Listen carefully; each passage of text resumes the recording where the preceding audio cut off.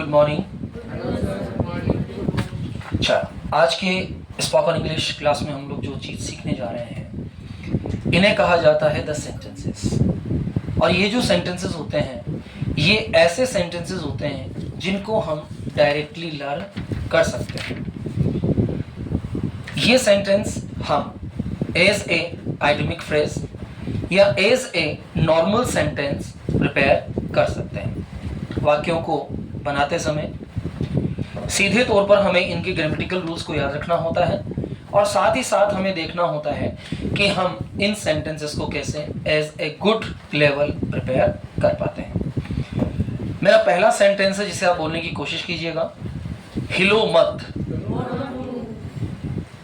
मैं क्लास में बैठा हूँ और मुझे कुछ बच्चे हैं जो बहुत ज़्यादा मूविंग पोजीशन में हैं, बहुत ज़्यादा हिल रहे हैं, इधर उधर देख रहे हैं। तो यदि मुझे उन्हें ऑर्डरेबल सेंटेंस में कहना है कि हिलो मत, ध्यान दीजिए, किसी भी वाक्य के 4 प्रकार हो सकते हैं। पहला प्रकार रिक्वेस्टेबल टाइप, दूसरा प्रकार टोल्ड बताना, तीसरा प्रकार आस्क्ड पूछना और चौथा प्रकार ऑर्डर्ड आदेश देना। इन सब में एक 5वां प्रकार और होता है जिसको हम लोग hidden type of the sentence कह सकते हैं। और ये hidden type of the sentence होता है सजेस्टिव टाइप, यानी कि या तो हम किसी व्यक्ति को कोई बात बता सकते हैं तो बता दिया, तो उस बताए जाने वाली बात को हम टोल्ड कह सकते हैं। क्या कह सकते हैं? टोल्ड। तो यदि मैंने किसी व्यक्ति को कोई बात बताई है, मैंने किसी व्यक्ति को कोई बात बताई है, तो उस बताई जाने वाली बात को मैं किसके साथ शो कर सकता हूं? टोल्ड के साथ शो करता हूं, यानी कि मैंने तुम्हें बताई। लेकिन कुछ सेंटेंस ऐसे भी होते हैं जिनके अंदर हमें बताने के बजाय ऑर्डर देना पड़ता है। तो यदि हम किसी सेंटेंस में किसी व्यक्ति को ऑर्डर देने की कोशिश कर रहे हैं तो वहां हमें सीधे तौर पर वर्ब की फर्स्ट फॉर्म के साथ अपने सेंटेंसेस को प्रिपेयर कर देना होता है। अब डू जो है, DO डू, ये डू जो शब्द है ये हमेशा ऑर्डरेबल कंडीशन में आता है। डू शब्द किस में आता है? ऑर्डरेबल सेंटेंस में। तो ऐसे वाक्य जिनके अंदर हम अपनी भावनाओं को व्यक्त कर सकते हैं, अपनी फीलिंग्स को एक्सप्रेस कर सकते हैं, ऐसे शब्दों को हम स्पेशल सेंटेंसेस कहते हैं। इनको बनाते समय, इनको बोलते समय हमें विशेष लहजे की आवश्यकता होती है, विशेष ग्रामर की आवश्यकता नहीं होती है। जैसे मुझे कोई शब्द कहना है और मैं आपसे ये कहना चाहता हूं कि हिलो मत। अब मेरा लहजा क्या है? ऑर्डरेबल।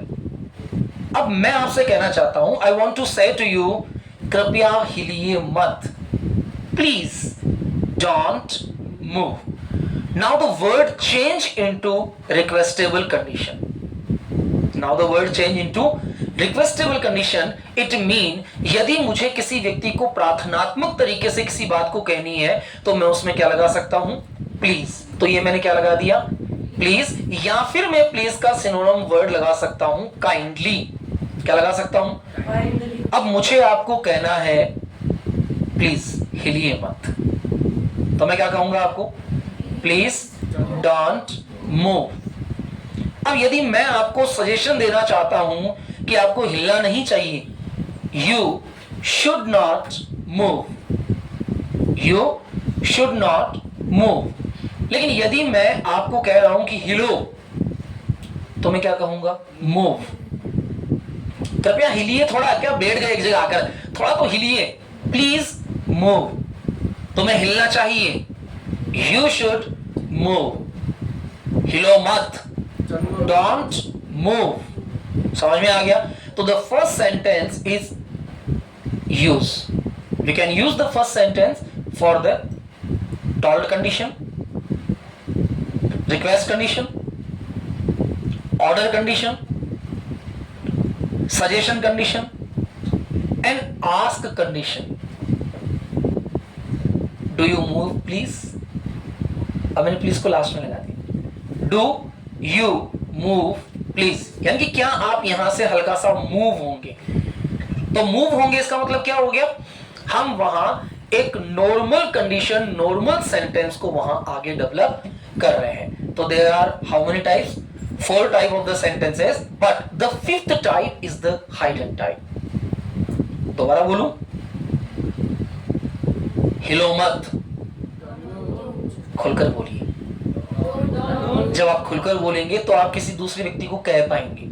मन में नहीं बोलना है, डोंट नो, खुल के बोलना है। हिलो मत, तुम्हें हिलना चाहिए।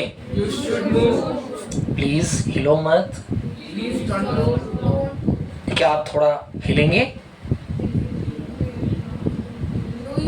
विल यू, डू यू, दोनों लगा दीजिए, कोई इशू नहीं।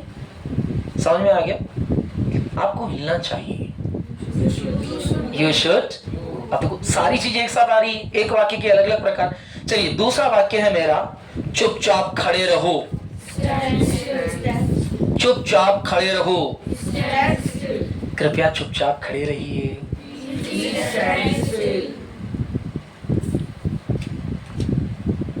चुपचाप खड़े मत रहो, डोंट स्टैंड स्टिल। समझ आ गया? एक ही वाक्य के प्रकारों को बदला जा सकता है। Use of the 5 magic words, in 5 magic शब्दों के साथ हम इनके रूप को परिवर्तित कर सकते हैं। Any other who has not any paper? आपके पास में नहीं है? चलिए अभी आप साथ में देख लीजिए, फिर जाते समय ये ले जाइएगा मेरे से, है ना? एक कम कैसे रहा पेपर? मेरी गणित बहुत कमजोर है। I am very weak, really I am very weak in maths, really. कभी नंबर नहीं आए मेरे, कभी नहीं आए मेरे नंबर मैथ्स, नेवर।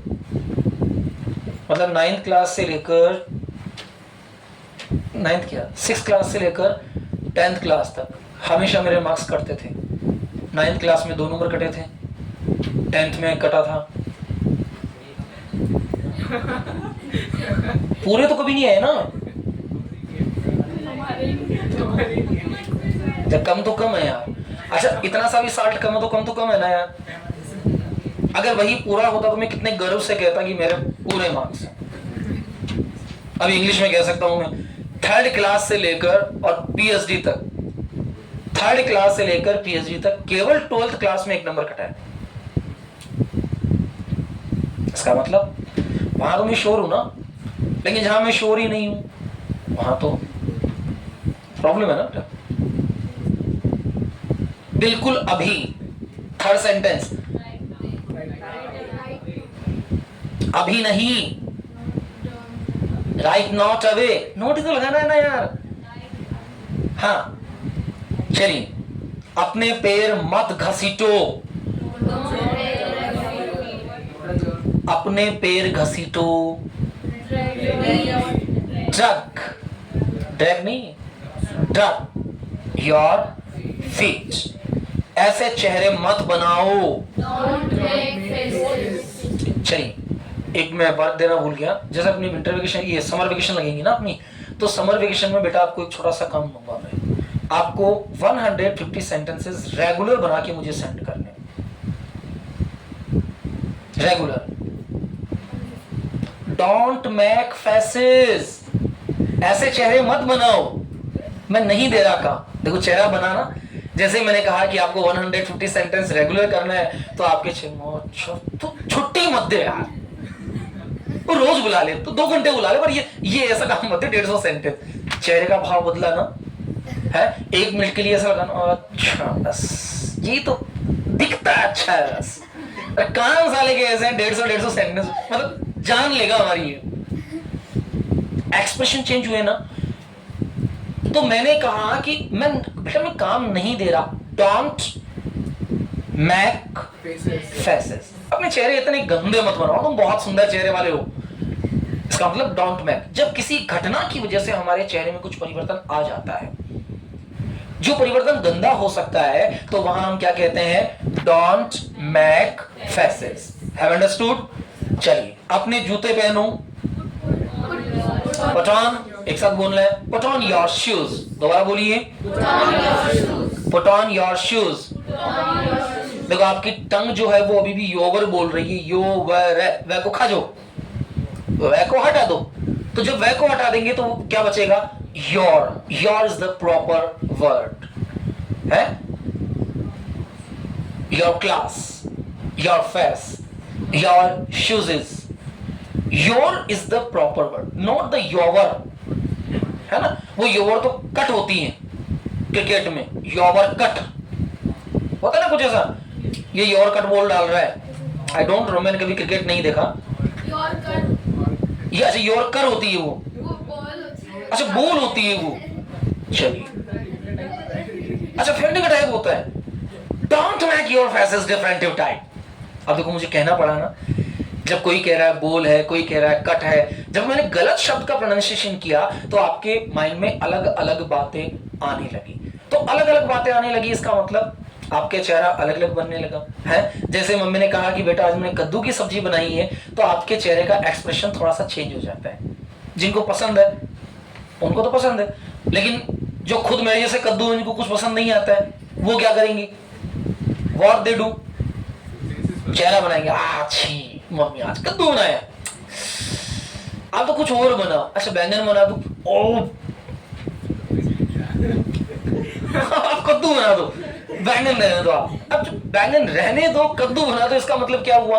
अब मम्मा आपको कह सकती है don't make faces, don't make faces, यानी कि ऐसे चेहरे मत बनाओ। तो जब हम चेहरे को बिगाड़ते हैं तो हम चेहरे को बिगाड़ते नहीं है, हम चेहरा बनाते हैं। अलग अलग एक्सप्रेशंस के लिए अलग अलग चेहरों की आकृतियां अपने आप आ जाती हैं। जब आप खुशी में होते हैं तो आपकी चिक बोन्स ऊपर आ जाती है, आती है ना। स्माइल करके देखो एक बार, जैसे आप स्माइल करेंगे आपकी चिक्स बोन्स कहां चली जाती है? चिक बोन्स हल्की सी ऊपर हो जाती है। जब आप टेंशन में होते हैं तो आपकी आईब्रोज नीचे आ जाती है, नीचे आ गई, आ गई ना। जब आप सरप्राइजिंग होते हैं तो आपकी आईब्रोज अपर हो जाती है। आंखों का भी एक प्रकार है ना। आपकी आंखें बताती है कि आप किस प्रकार अपने वर्क को शो कर पा रहे हैं, है ना? जब गुस्सा आता है तो आंखें फैल जाती, गुस्सा। इसका मतलब अब ये सारे जो चेहरे के ऊपर जेस्चर्स आप चेंज कर रहे हैं, जितने भी जेस्चर्स आपके चेहरे पे आ रहे हैं, ये सारे मैकिंग फेसेस हैं। ये सारे क्या है? Making faces. कई बार आपको गुस्सा आता है तो आप नाक चढ़ा लेते हैं, फ्रॉन अप। इसको इंग्लिश में क्या कहा जाता है? Frown up. अब मैं कहूंगा डोंट फ्रॉन अप, नाक मत चढ़ाओ। सब्जी किसकी बनाई है? कद्दू की, अच्छी। जैसे नाक चढ़ाई तो मेरे पास सेंटेंस हो गया don't frown up and don't make up faces. ना तो अपनी नाक चढ़ाओ और ना अपना चेहरा बनाओ। तो मुझे इस सेंटेंस के लिए क्या कहना पड़ेगा? Don't make faces, don't make faces. अच्छा बीच में योर नहीं लगाना है, ऐसा नहीं कि बुद्धिमान बनने की कोशिश करें हम।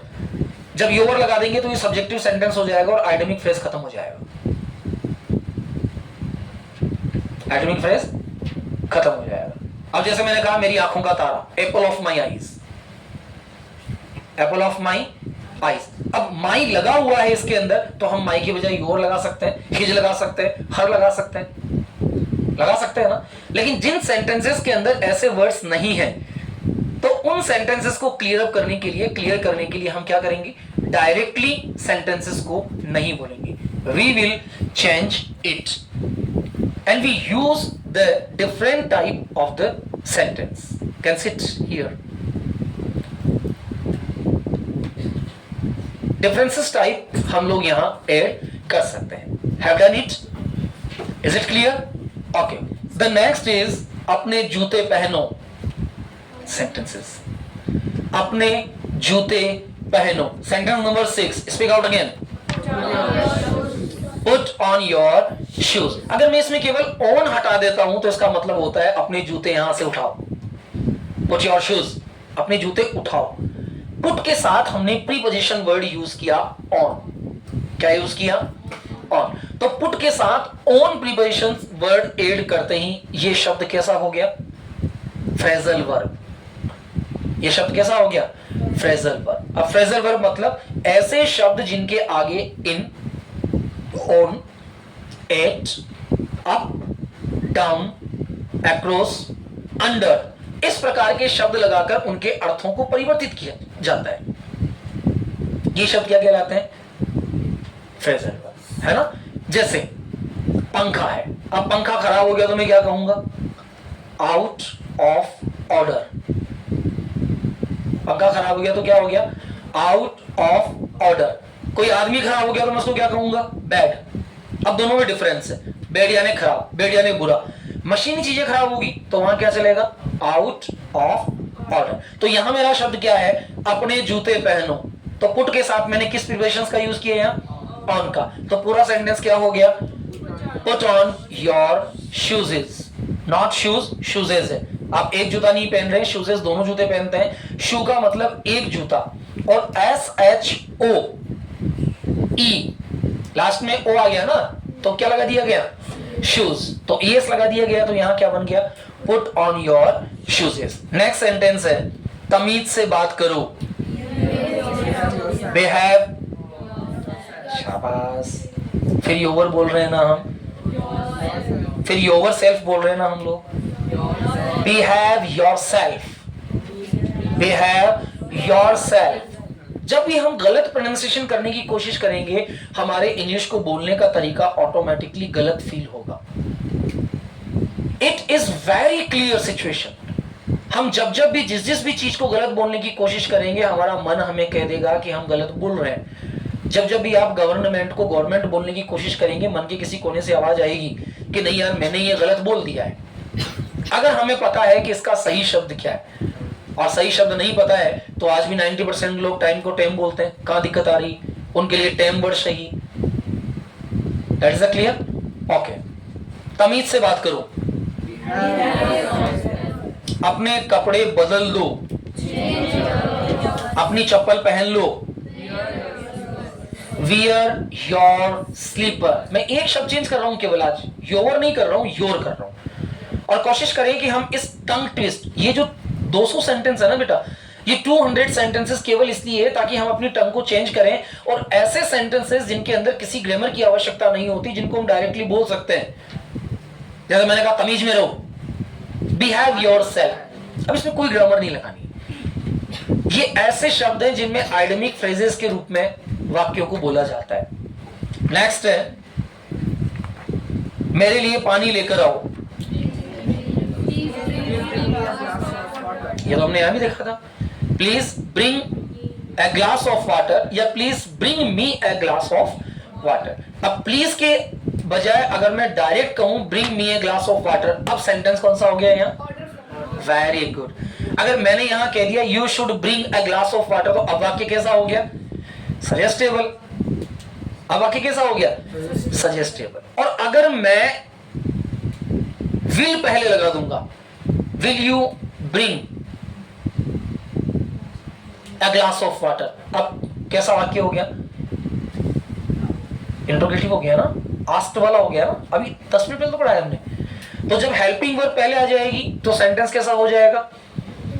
वाक्य के कितने प्रकार पढ़े हमने? 4। पहला पॉजिटिव, दूसरा नेगेटिव, तीसरा इंटरोगेटिव, चौथा इंट्रोगेटिव नेगेटिव। वाक्य की भावनाएं कितनी होती है?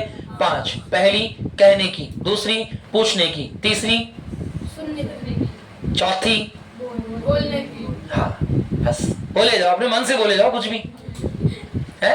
बोलने की, सुनने की, खाने की, पीने की, घूमने की, सारी बना दो ना। फिर 5 भावनाएं होती है। पहली भावना बताने की, दूसरी भावना पूछने की, तीसरी भावना प्रार्थना करने की, चौथी भावना आदेश देने की, और 5वीं भावना सुझाव देने की। इसके अलावा दुनिया में छठी भावना होती ही नहीं है। या तो आप किसी को पूछ सकते हो, या किसी को बता सकते हो, या किसी से प्रार्थना कर सकते हो, या किसी को आदेश दे सकते हो, या फिर किसी को सलाह दे सकते हो। छठा काम बताओ क्या करोगे? फीस वापस कर दूंगा। छठा काम बता दो।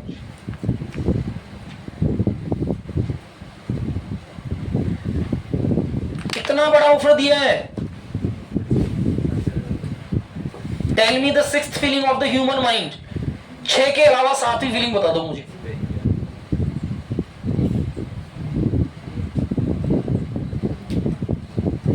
कोई है क्या देखने के बाद? कैन वी डू और can't we do? Any feeling in your mind होती ही नहीं ना। बताओगे कहां से, लाओगे कहां से? नहीं सर, लड़ने की भावना, तो लड़ किस मूड में रहे हो? टॉल्ड में, आस्क में, रिक्वेस्ट में है? मैं अपने छोटे से भतीजे के साथ लड़ रहा हूं तो क्या मैं एंगर हूं? नहीं, मैं रिक्वेस्टेबल पोलाइट कंडीशन में लड़ रहा हूं। इन 5 के अलावा छठा फिलअप नहीं होता है। इसीलिए हमारे इंग्लिश का सबसे इंपॉर्टेंट टॉपिक जो होता है डायरेक्ट, इनडायरेक्ट, रिपोर्टेड स्पीच, उसके अंदर भी केवल 5 ही भावनाएं होती है, told, asked, request, order and suggested. छठी भावना ही ना। व्यंग किस में करोगे आप?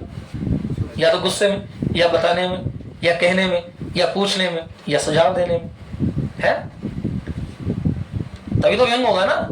व्यंग सुझाव के साथ दे सकते हैं। सुझाव के साथ कैसे दे सकते हैं? मैं चाय पी रहा हूं, मेरी जीभ जल गई, अब कोई मुझे सुझाव दे रहा है, गर्म दूध भी पी लेना चाहिए था। अच्छा, गर्म दूध क्यों पीना चाहिए था? क्योंकि मैंने कभी नहीं सुना कि चाय का जला छाछ को फूंक कर पीता है। मैंने सुना है दूध का जला छाछ को फूंक कर पीता है। दूध पी के जलाओ तब मैं कहूंगा दूध का जला। हिंदी कहावत है ना, दूध का जला। अब तुम चाय से जल गए तो मैं कह नहीं सकता दूध पियो। अब ये क्या हो गया? व्यंग्य। लेकिन मैंने साथ में क्या दिया? सजेशन। तो ये सेंटेंस का प्रकार कौन सा हो गया? Suggestive suggestion. सजेस्टिव सजेशन, ऐसा सजेशन जिसके अंदर मैं सामने वाले को सजेस्टिव कर रहा हूं। चलिए, खाना चबाकर खाओ। हाँ, चू योर फूड्स, चू योर फूड्स। ध्यान दीजिए, फूड्स लिखा हुआ है, सभी प्रकार के भोजन। फूड जो खा रहे हैं, फूड्स सभी प्रकार के भोजन, चाहे वो ड्राई फ्रूट्स हो, चाहे वो फ्रूट्स हो, चाहे वो ईटेबल थिंग्स हो, सभी प्रकार के भोजन। नाखून मत काटो। चलिए फटाफट कीजिए क्योंकि इसके बाद आपको याद करके सुनाना है। पहला पेज 87 सेंटेंसेस याद होनी चाहिए। आज मेरे कोई काम नहीं है, सब क्लासें फ्री हैं। आई डोंट केयर आपकी काम है या नहीं, मेरी क्लास पूरी होनी चाहिए भैया। मुझे जवाब देना पड़ेगा 3 महीने के बाद आपको कि मैंने आपको क्या सिखाया है। और सबसे पहला प्रश्न आप ही करोगे। The first question you will ask to me, sir क्या सिखाया है? आज सिखाऊंगा 87 सेंटेंस। मजाल जो 2 बजे पहले फ्री कर दो आज तुम्हें। खाना चबाकर खाओ, नाखून मत काटो, स्पीड बढ़ाओ। क्या तुम एक जगह नहीं बैठ सकते? अपनी कॉपी के पेज मत फाड़ो। मैम ने क्या कहा? ये कहां से उठाया? चोट लग गई क्या? क्या खेल रहे हो? क्या आपको मच्छर ने काटा? स्विच को हाथ मत लगाओ। धीरे बोलो। टॉफी किसने दी? जबान मत लड़ाओ। पापा को काम करने दो। क्या ढूंढ रहे हो? शोर मत मचाओ। स्कूल के लिए तैयार हो जाओ। मैम ने कुछ कहा? अपनी डायरी लेकर आओ। टीचर डांटेगी। पापा से पूछो। पेट भर गया क्या? अपने दांत अच्छे से साफ करो। कुल्ला कर लो। रिंस। मेरे पास आओ। अपने पापा के पास जाओ। इसको खो मत देना, इसको तोड़ मत देना। नाक में उंगली मत डालो। अपनी नाक साफ करो। छींकते समय अपनी नाक को ढक लो। आपको वॉशरूम जाना है? चलो बाहर घूमने चलते हैं। शरारती मत बनो। मुझे तंग मत करो। आप मेरी बात नहीं मानते हैं? क्या आपने अपने हाथ धोए? Did you wash your hands, not your hands? इसको उठाओ और कूड़ादान में डालो। हाँ, फ्लोइट का मतलब भी फेंकना होता है, थ्रो का मतलब भी फेंकना होता है। सही ढंग से रखना। Out them in order. अब इसकी कोई ग्रामर नहीं होती है। आउट देम इन ऑर्डर एक आइडेमिक वर्ड है, इसको डायरेक्टली ऐसे ही याद करना पड़ेगा। इसको डायरेक्टली ऐसे ही बोलना पड़ेगा क्योंकि आउट के साथ क्या लग गया है इसके अंदर? विच सेंटेंस? हाँ, 49। आउट देम इन ऑर्डर, ये एक आइडेमिक फ्रेज हो गया है ना। जैसे चोर चोर मोसेरे भाई, the all thugs are equal. अब मैं सोचूं चोर चोर मोसेरे भाई मतलब मोसेरे भाई, मैं और मेरी मौसी का लड़का, मतलब हम दोनों। क्या कह रहे हो ये? What's going? It means we have to change the words. हाँ, I am just coming in a minute. Monu भैया, ये चाबी लो, इसमें 74 नंबर की चाबी है, ये वाली है ना. इसमें ये चैनल गेट है ना, ये खुल जाएगा, नीचे जाएगा, नीचे उसमें लाइब्रेरी में पड़ी होगी, देख लेना आप एक बार, है ना. द नेक्स्ट सेंटेंस इज सही ढंग से रखना. You need to speak out again. सही ढंग से रखना.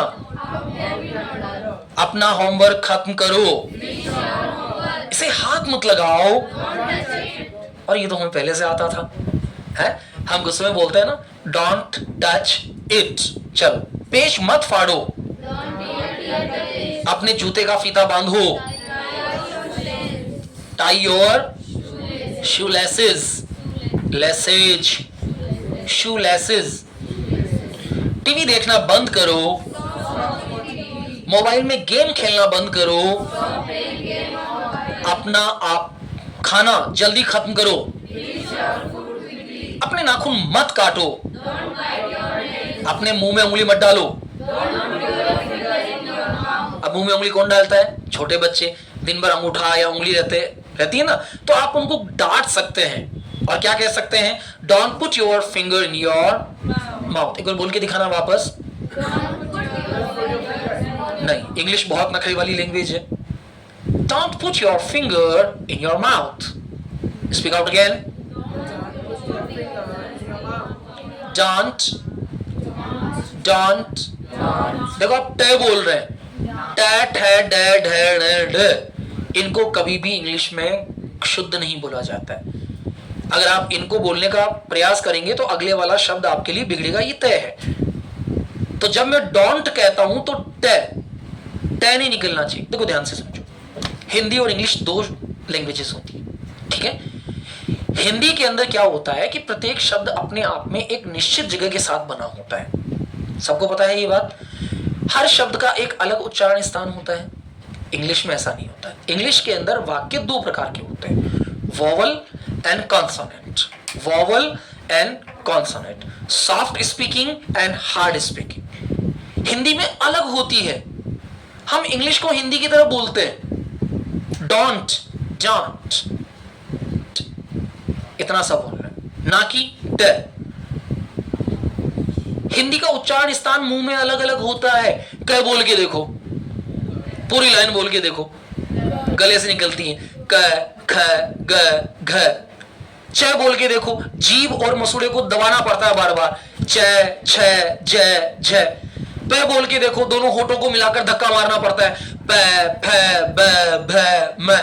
त बोलकर देखो, दांत के पीछे वाला भाग और जीभ के आगे वाला भाग चिपकाना पड़ता है बार बार.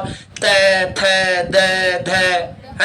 ट वाली पूरी लाइन बोलकर देखो, जीभ को मोड़कर धक्का देना पड़ता है. ट, ठ, ड, ढ. मतलब प्रत्येक शब्द का एक प्रत्येक लाइन का अलग उच्चारण स्थान होता है. क यहां से बोलेंगे, च जीभ से बोलेंगे, त जीभ के और दांत के पीछे से बोलेंगे.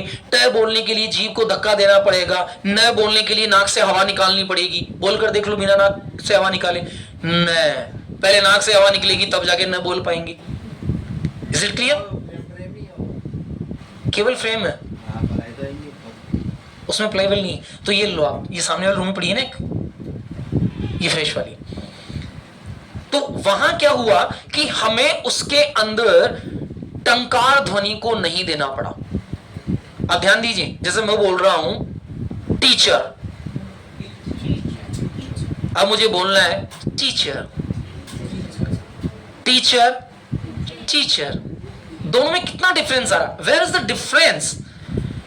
अब डिफरेंस कहां अपीयर हो रहा है? डिफरेंस अपीयर हो रहा है ट को बोलने के तरीके में. इसीलिए जब अंग्रेज बोलते हैं तो हमें समझ नहीं आता है ज्यादातर, क्योंकि वो हर टंकार ध्वनि को दबा देते हैं. बोलकर देखिए, बिना जीभ को मोड़े टीचर बोल के देखिए, टीचर. जीभ को मसूड़े पर टच कीजिए, टीचर. ट्रेनिंग करनी पड़ेगी, टंग ट्रेनिंग होगी. अब इसको धक्का देकर बोलिए टीचर. भारी शब्द निकल रहा है. Teach, teach.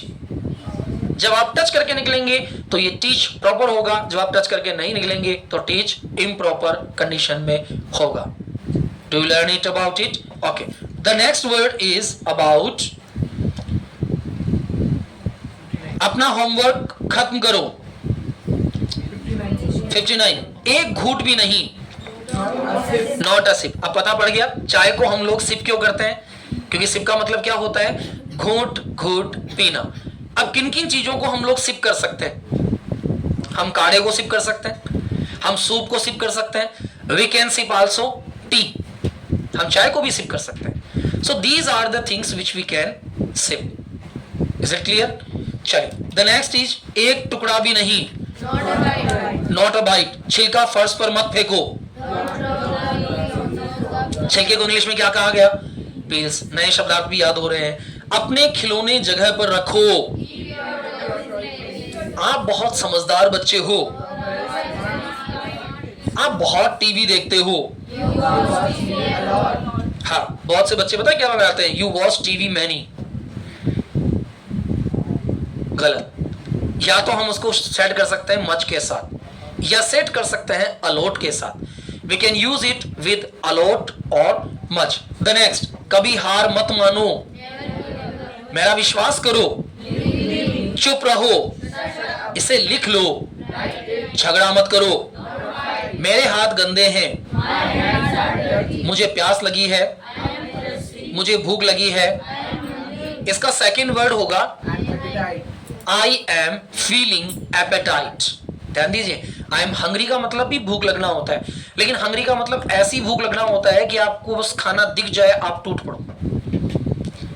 लेकिन अगर एपेटाइटिंग कंडीशन में है, नॉर्मल कंडीशन में है, तो आप वहां वर्ड यूज कर सकते हैं एपेटाइट। तो एपेटाइट का मतलब हो जाएगा ऐसी भूख जो सामान्य है, आप तरीके से संस्कार के साथ खा सकते हैं। ठीक है, 5 सेंटेंस और कर रहा हूं, उसके बाद बाकी आप कीजिएगा। ठीक है, मैं आपसे गुस्सा हूं, फिर हम खेलेंगे, झूठ मत बोलो, आपने क्या खाया, मुझे परेशान मत करो, आलसी मत बनो, कूदो मत, तुम गिर जाओगे, जो फैल जाऊं, आपको पता है।